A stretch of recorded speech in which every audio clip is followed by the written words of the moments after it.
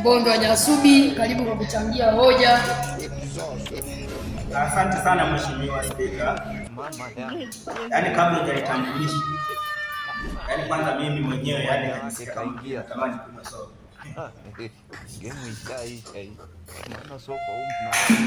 Mheshimiwa Spika, nikiwa naongea maneno ya pende zaidi kwa wananchi.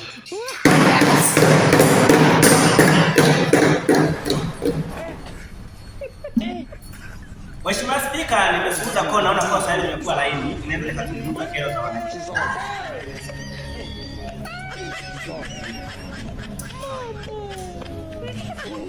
Mheshimiwa Spika,